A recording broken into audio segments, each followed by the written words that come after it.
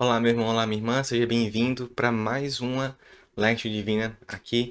Hoje nós vamos trabalhar um texto um pouquinho menor. Hoje eu vou trabalhar capítulo 4 de Mateus, versículo 1 ao 11. Não é o capítulo inteiro, tá bom? Mas antes de nós começarmos, vamos nos colocar na presença do Senhor. Em nome do Pai, do Filho, do Espírito Santo. Amém. Pelo sinal da Santa Cruz, livra-nos Deus, nosso Senhor, dos nossos inimigos. Então pegue aí a sua Bíblia, preste bastante atenção na leitura, que eu vou começar aqui a ler, tá? Mateus 4, versículos 1 ao 11. Em seguida, Jesus foi conduzido pelo Espírito ao deserto para ser tentado pelo demônio. Jejuou 40 dias e 40 noites. Depois teve fome. O tentador aproximou-se dele e lhe disse: Se és filho de Deus, ordena que estas pedras se tornem pães. Jesus respondeu: Está escrito: Não só de pão vive o homem, mas de toda palavra que procede da boca de Deus. O demônio transportou-o à cidade santa, colocou-o no ponto mais alto do templo e disse-lhe: Se és filho de Deus, lança-te abaixo, pois está escrito: Ele deu a seus anjos ordens a teu respeito. Eles te protegerão com as mãos com cuidado, para não machucares o teu pé em alguma pedra. Disse-lhe Jesus: Também está escrito: Não tentarás o Senhor teu Deus. O demônio transportou uma vez mais a um monte muito alto, e lhe mostrou todos os reinos do mundo e a sua glória, e disse-lhe: Eu te darei tudo isto, se prostrando-se diante de mim me adorares. Respondeu-lhe Jesus: Para trás, Satanás, pois está escrito: Adorarás o Senhor teu Deus, e só a ele servirás. Em seguida, o demônio o deixou, e os anjos aproximaram-se dele para servi-lo. Palavra do Senhor, graças a Deus. Muito importante esse texto, né? Eu acho que ensina muito aqui pra gente.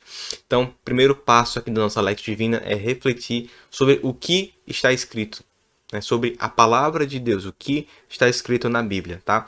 Não é dizer o que eu sinto ao ler isso, ou o que o texto fala para mim, é o que a palavra está dizendo. É uma interpretação de texto, tá bom? Então faça aí, e aqui eu vou te dizer também qual foi a minha interpretação. Então a passagem fala sobre o Espírito Santo conduzir Jesus ao deserto para ser tentado pelo demônio. Né? Se a gente lembrar na nossa última lectura divina, o que aconteceu por último foi Jesus ser batizado e o Espírito Santo recair sobre ele, Deus falando que ele é o Filho, né? O Filho de Deus. Logo agora, o Espírito Santo o conduz ao deserto para ser tentado pelo demônio. Lá Jesus foi tentado pela fome, foi tentado pela palavra de Deus, né? E agora assim, a palavra de Deus deturpada, né? Não é a palavra de Deus pura, é a palavra de Deus com deturpação do demônio. O demônio mexendo as palavras de Deus para tentar fazer Jesus acreditar em alguma coisa. E pelas promessas de riqueza também do demônio, né? Se Jesus se, e também pelas promessas de riqueza que o demônio traz para ele. Mas Jesus se mantém firme nas palavras dos profetas e na palavra de Deus Pai, né? Não tentando provar a Deus, né? Dizendo assim, provar no sentido de tentar testar o poder de Deus realmente, né? E firmando-se na palavra de Deus e adorando e servindo ao único Deus que nós temos, né? Então isso é o que o texto fala. Agora a meditação, você vai pausar aqui um pouquinho e pensar o que é que o texto está falando para você, o que é importante para você dentro desse texto, o que é que você tira de aprendizado dele, né? O que eu tirei? Primeira coisa, a palavra me diz que Jesus foi provado, tentado e perseguido. Eu também serei. Pode ser por pessoas estranhas, pode ser por pessoas conhecidas, pode ser pelo demônio, né? Eles vão me perseguir. Uma pessoa estranha vai dizer: você está seguindo isso aí, é uma baboseira, é mentira, não existe nada disso. Eu não preciso provar nada para ninguém. Eu sei a verdade. Eu não posso deixar que ela me tire da verdade. Pessoas próximas podem dizer: você está fazendo coisa demais, não precisa de tudo isso não. Você não precisa ir para a igreja todo dia, você não precisa ler a Bíblia todo dia, você não precisa cumprir com o mandamento de não pecar contra a castidade. Vai lá, se diverte, vive um pouco. Não é verdade. eu preciso buscar a Deus. E se o que eu posso fazer e o que eu sinto necessidade de fazer é estar na casa do Pai todos os dias, é claro que eu vou fazer isso todos os dias. Se eu sinto a necessidade de ler a Bíblia todos os dias, eu vou ler a Bíblia todos os dias. Se eu sinto a necessidade de rezar o terço, ó, rezar o, o filtro está borrando, né? Mas se eu sentir a necessidade de rezar o texto todos os dias, eu vou rezar o texto todos os dias. Se eu sentir a necessidade de estar em 2 grupos de oração, eu vou estar em 2 grupos de oração. Se eu sentir a necessidade de cumprir com todos os mandamentos da lei de Deus, incluindo de não pecar contra a castidade, eu não vou pecar contra a castidade, sabe? Então tem que atentar também às pessoas próximas que podem dizer assim, não, você está fazendo demais. Não, não estou fazendo demais. Tudo que eu fizer é pouco, perto do que Jesus, o que Deus faz por nós. Né? E o demônio, ele tenta sempre. Ele vai falar nada, ele só vai jogar umas imagens, vai colocar pessoas erradas na minha vida. Eu tenho que enxergar o que Deus quer pra mim, as pessoas que Deus coloca, as pessoas que Deus quer que eu tire, para que eu coloque e tire as pessoas certas. Né? O momento que eu vivo hoje é um momento de renúncia. Né? Renunciar vontades, desejos, pessoas. Também é um momento de renovação e provação. E eu devo me manter firme no que Deus me fortalece. Né? Deus me fortalece através de canções de louvor. Então eu escuto muita canção de louvor. Eu aprendo a tocar, né? Eu toco violão. Então eu aprendo a tocar essas músicas de louvor também. Deus me fortalece escutando a palavra dele. Então todo dia de manhã eu escuto uma homilia, né, de um padre. O que eu vejo é o padre Mário Sartori. Eu rezo o texto todos os dias que eu posso, né? Porque agora é o mês mariano, então teve algumas mudanças nos horários que eu acabo não conseguindo ir para todas as missas, e nem rezar todos os textos lá na igreja, que eu gosto de fazer. Mas eu rezo, eu vou. Enquanto eu estou na academia, eu estou escutando alguma pregação, escuto uma pregação do Padre Léo, que minha mãe me apresentou, que é um padre que eu gosto muito de escutar as pregações dele, ou então escutando os ensinamentos do Padre Paulo Ricardo, né? Eu estava escutando ultimamente Teologia do Corpo do Papa João Paulo, acho que Papa João Paulo II, não lembro agora, tá? Mas ele estava falando sobre a teologia do corpo, e eu, enquanto eu estava fazendo meus treinos, estava escutando, dizendo assim, concordo com isso, e aprendendo, né, com a palavra de Deus.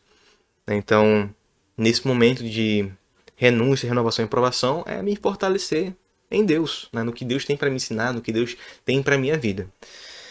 O texto, né, na minha meditação, eu também percebo que no momento de angústia e da aflição, recorrer a Jesus para tirar nele o modelo de fé que eu devo ter no Pai. Porque, meu amigo, se tem uma coisa que mostra aqui nessa passagem da Bíblia, é que Jesus tinha muita fé em Deus. Muita fé no que Deus revelou a profetas. Né? Então, eu me basear em Jesus. E também é por isso que, se você é uma pessoa que está em conversão agora, assim como eu estou no processo de conversão, nós temos santos para a gente também poder se basear neles. Por quê? Se basear em Jesus é o nosso modelo. Só que é muito difícil ser que nem Jesus. E nós temos santos que já é bem difícil ser igual a eles também.